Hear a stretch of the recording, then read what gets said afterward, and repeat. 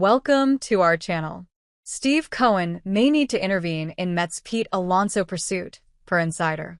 New York Mets owner Steve Cohen may have to make his presence felt in the ongoing Pete Alonso contract negotiations. September 30th, 2024, Atlanta, Georgia, USA. New York Mets owner Steve Cohen on the field before a game against the Atlanta Braves at Truist Park. Mandatory credit.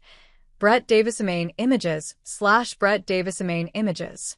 It's no secret that the New York Mets and Pete Alonso are deep in contract negotiations at this point, and have been going back and forth for at least the past several weeks.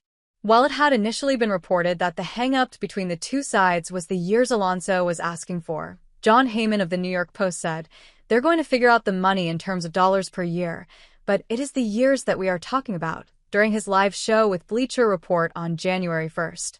A January 10th report from Mets GM and current MLB analyst Jim Duquette revealed that Alonso's camp offered the Mets a 3-year deal with opt-outs.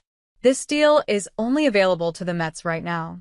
Duquette then made a January 14th appearance on Foul Territory TV, where he provided updates on current Alonso contract negotiations.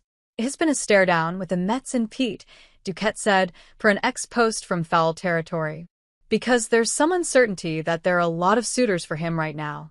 A lot of the first base options are closed." He later added, "I'd be really surprised if Pete wasn't back with the Mets." But when you start to see the market go in that direction, I think David Stearns is one of the brightest presidents of baseball operations in the game, and he realizes he doesn't have to bid against himself right now.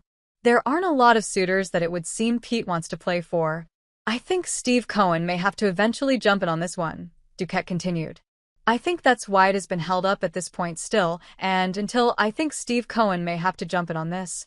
Despite the ongoing negotiations, the sentiment still seems to be that Alonso will most likely end up back in Queens.